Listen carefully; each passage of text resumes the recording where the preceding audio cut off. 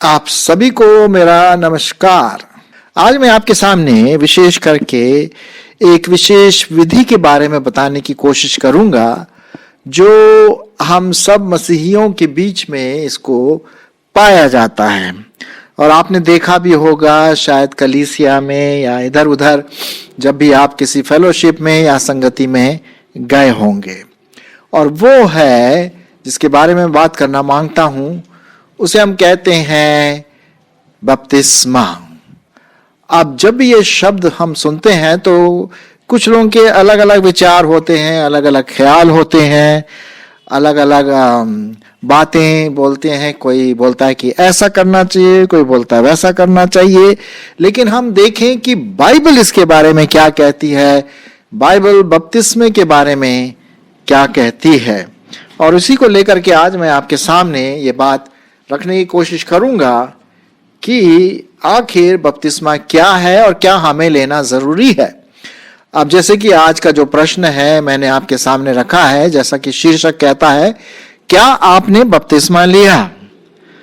अब ये मैं इसलिए पूछ रहा हूं कि ज्यादातर मेरे जो श्रोतागण हैं वो विश्वासी हैं, मसीही हैं, प्रभु को प्यार करने वाले हैं, और उनसे पूछना बिल्कुल जरूरी भी होता है कि क्या आपने बपतिस्मा लिया है। अब कई लोग सोचते हैं कि बपतिस्मा लेने की क्या जरूरत है यदि हमने प्रभु यीशु मसीह को ग्रहण किया है। भाई दिल की बात है, प्रभु तो दिल को जानता है, बपतिस्मा क्या जरूरी है। खैर हम अभी थोड़ी देर में बात करेंगे, लेकिन ये जरूरी है हम समझें कि बपतिस्मा क्या है, किसको कहते हैं।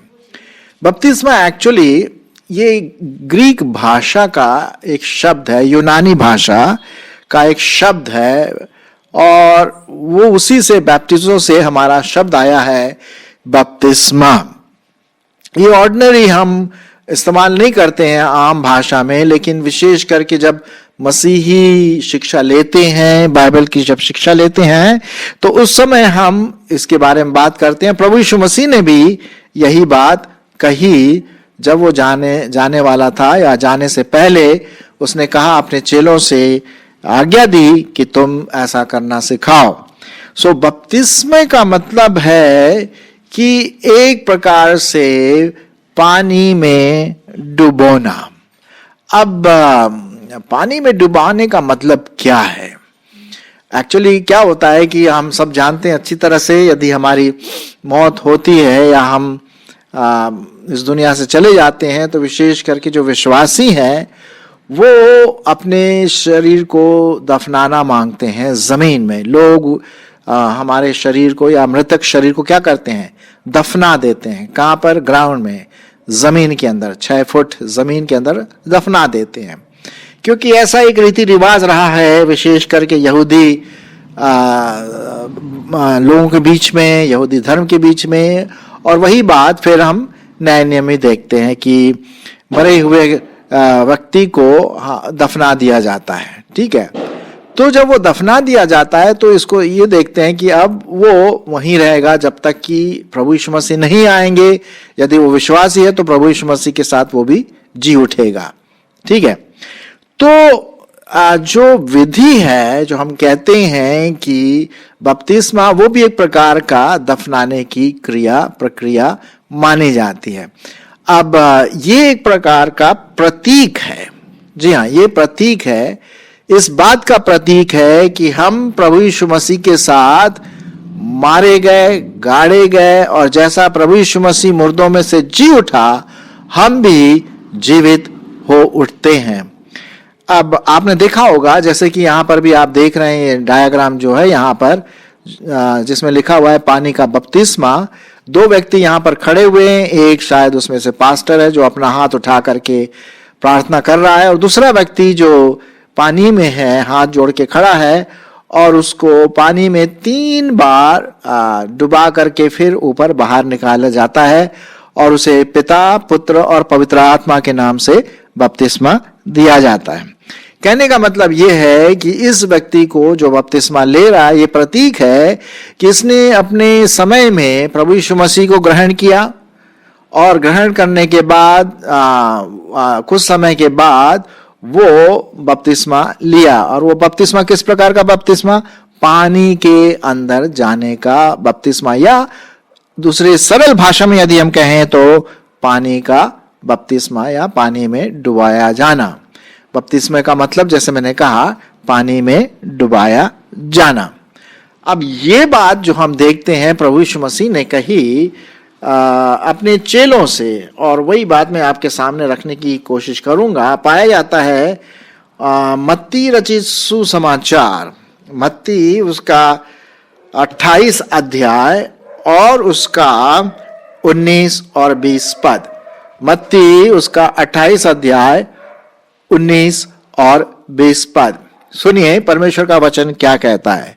इसलिए तुम जाकर सब जातियों के लोगों को चेला बनाओ और उन्हें पिता और पुत्र और पवित्र आत्मा के नाम से बपतिस्मा दो, और उन्हें सब बातें जो मैंने तुम्हें आज्ञा दी हैं मानना सिखाओ, और देखो मैं जगत के अंत तक सदैव तुम्हारे साथ हूं, तुम्हारे संग हूं।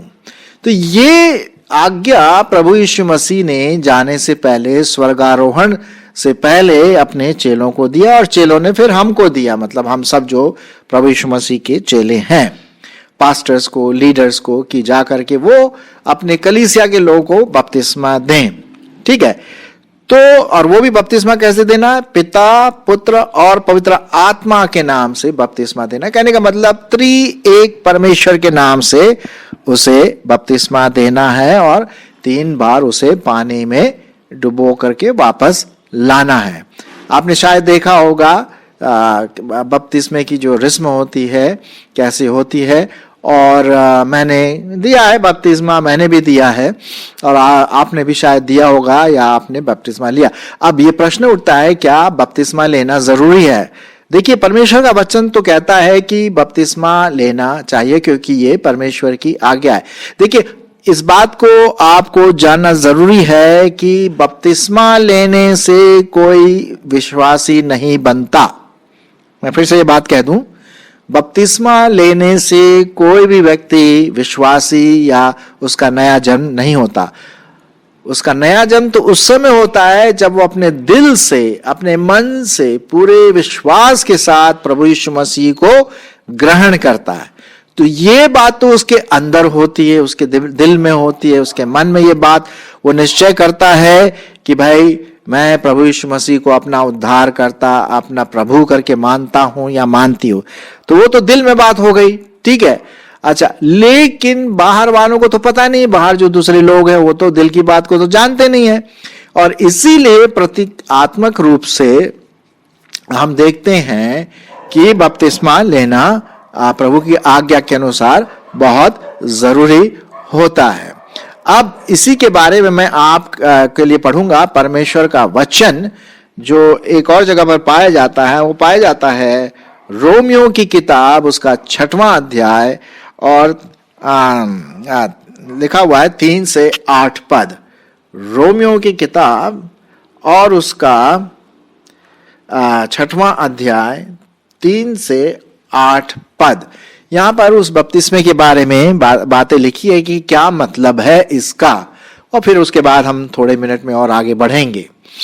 क्या तुम नहीं जानते, क्या तुम नहीं जानते कि हम सब जितनों ने मसीह यीशु का बपतिस्मा लिया तो उसकी मृत्यु का बपतिस्मा लिया।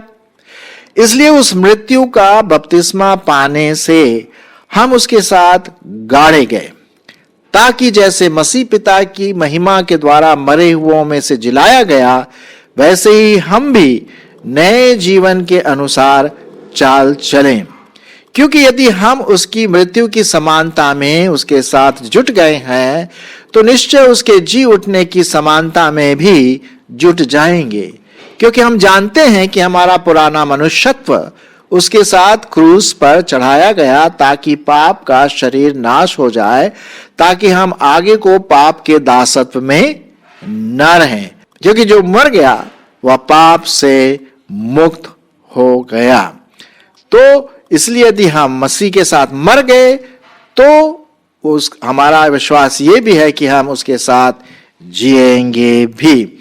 तो यहां पर बहुत ही साफ रीति से परमेश्वर का वचन कहता है कि जैसे प्रभु यीशु मसीह को गाड़ा गया, आप जानते हैं मत्ती, मरकुस, लूका, यूहन्ना में हम इसके बारे में पढ़ते हैं कि प्रभु यीशु मसीह को गाड़ा गया। जब वो हमारे लिए बलिदान हुआ तब लोगों ने उसके शरीर को लेकर के उसको गाड़ा और तीसरे दिन वो मुर्दों में से जी उठा, तो आज वो जीवित परमेश्वर है। अच्छा, हम जब प्रभु यीशु मसीह को अपने जीवन में उद्धारकर्ता ग्रहण करते हैं तो हम भी एक तरह से क्या है, पाप के लिए मर गए।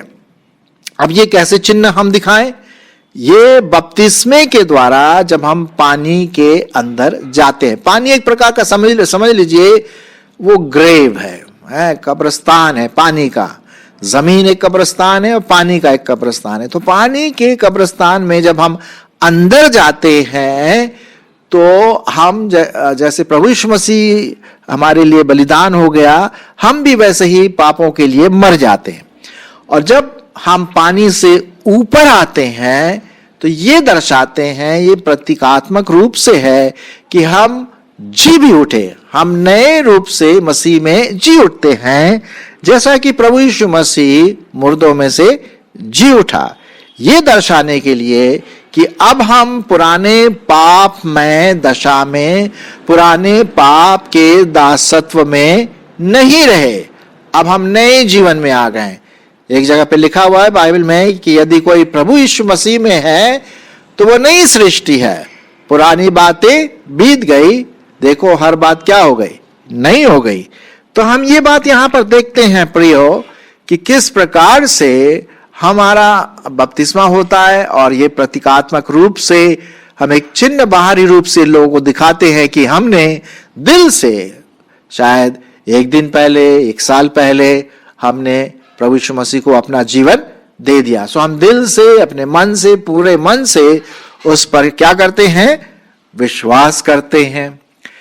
तो बपतिस्मा लेना बहुत बहुत जरूरी है, विशेष करके एक विश्वासी को यह बहुत जरूरी है। अब आप बोलेंगे अगर मैं बपतिस्मा नहीं लिया तो क्या मैं स्वर्ग जाऊंगा, स्वर्ग जाऊंगी?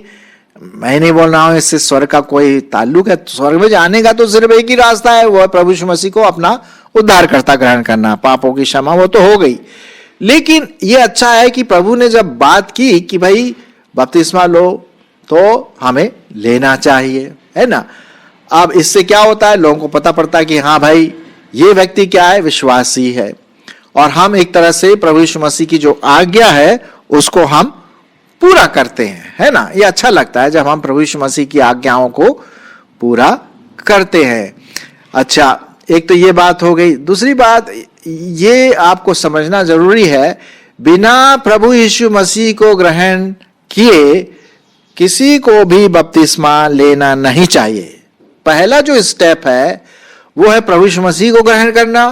उसके बाद कुछ समय के बाद जब वो प्रभु में बढ़ जाता है, बढ़ जाती है, प्रभु की शिक्षा दीक्षा में आगे बढ़ता है और उसको पता है कि बपतिस्मे का मतलब क्या है, उसके साथ बाइबल स्टडी की जाती है, बाइबल में से बताया जाता है कि बपतिस्मा क्या है, क्यों लेना चाहिए, तब वो जब तैयार हो जाता है तब उसको बपतिस्मा देना चाहिए। अब कुछ लोग ये भी पूछेंगे, अच्छा जी ये तो ठीक है, लेकिन मेरा बपतिस्मा तो बचपन में ही हो गया था, जब मैं छोटा था, 1 साल का या 12 महीने का या 10 महीने का, उस समय मेरे माँ बाप ने चर्च में ले जाकर के मेरा बपतिस्मा करवा दिया। देखिए वो बाइबल के अनुसार मैं सोचता हूं कि वो बपतिस्मा नहीं, वो एक रीति है, शायद आपको प्रभु के हाथ में सौंपा है, पानी भी छिड़का होगा, वो सब क्या होगा, लेकिन बाइबल के अनुसार वो बपतिस्मा नहीं कहलाएगा। जो रियल पानी का बपतिस्मा, जो हम कहते हैं डुबकी का बपतिस्मा, जब आप पानी में अंदर जाते हैं और पानी से जब ऊपर आते हैं तब उसे ही बपतिस्मा कहलाया। क्योंकि यदि आप पूरा नया नियम देखिए तो यही विधि अपनाई गई, छिड़काव वाली नहीं विधि अपनाई गई। जैसे कि कई पास्टर, कई जो चर्चेस हैं वो बचपन में ही, जबकि वो समझता भी नहीं भाई उसका बपतिस्मा हो रहा है, क्यों हो रहा बपतिस्मा, उसने प्रभु को ग्रहण किया नहीं किया, बचपन में किसको पता है। तो ये बच्चों वाला जो बपतिस्मा लोग मानते हैं, ये बाइबल के विधि के अनुसार नहीं है।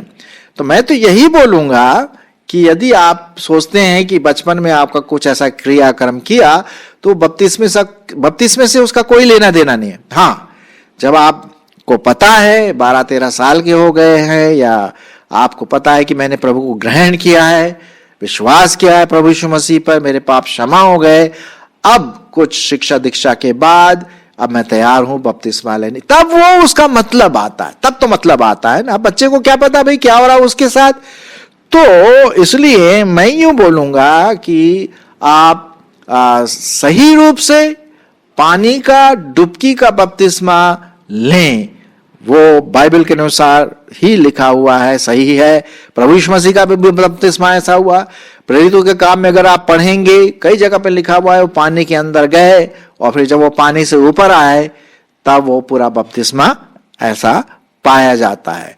तो ये भी आप जरूर ध्यान रखें कि मैंने ये प्रश्न आपके सामने इसलिए रखा, क्या आपका बपतिस्मा हुआ है, बपतिस्मा लिया है, पानी का डुबकी का बपतिस्मा प्रभु यीशु मसीह को ग्रहण करने के बाद, उससे पहले नहीं। उससे पहले लेने का कोई मतलब ही नहीं है, उसका जो प्रतीक है वो तो उसका कोई वैल्यू नहीं है, उसका कोई मतलब नहीं आता है।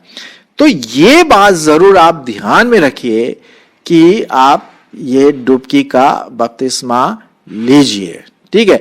और दूसरों को भी इसके बारे में बताइए। आप मुझे यार ये बताइए यार कि जब कोई आदमी मरता है तो क्या आप मिट्टी छिड़क करके आ जाते हैं, उसको वहीं छोड़कर मिट्टी डाल के आ जाते हैं ऐसे ऊपर ही ऊपर? नहीं, आप उसको 6 फीट गड्ढा खोद करके जमीन के अंदर दफना करके आते हैं।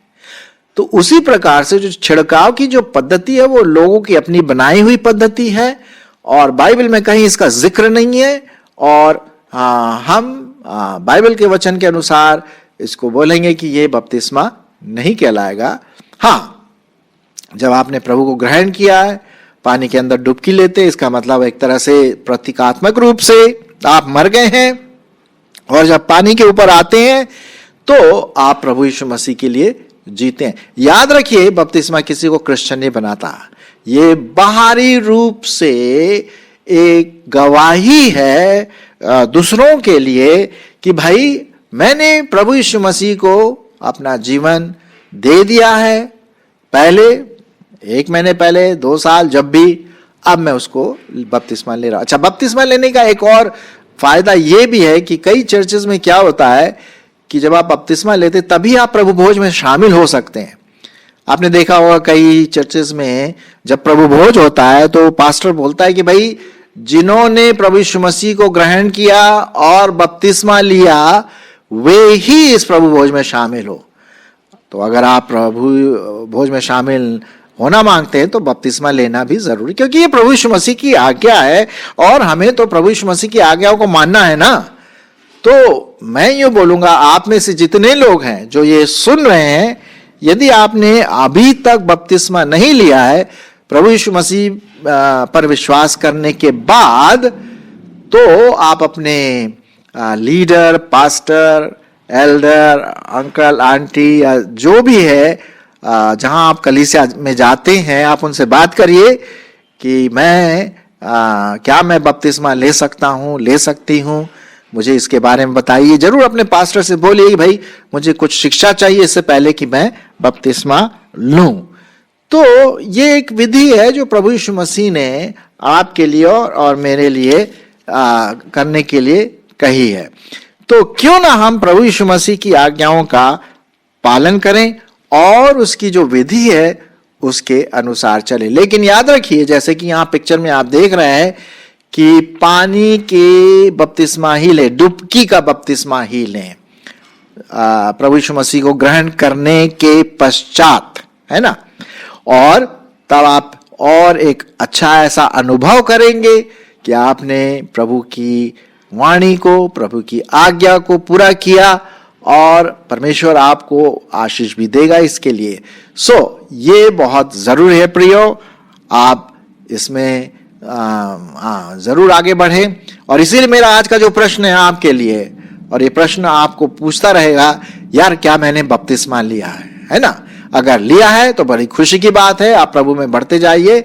और यदि नहीं लिया है तो अपने लीडर से, अगुवे से, पास्टर जी से, या जो भी इंचार्ज हैं चर्च की, कलीसिया के, उनके पास जा करके आप उनसे बात करें, ताकि वो आपको डुबकी का बपतिस्मा, जो बाइबल के अनुसार सही बपतिस्मा है, विधि है, वो आपको दे सके।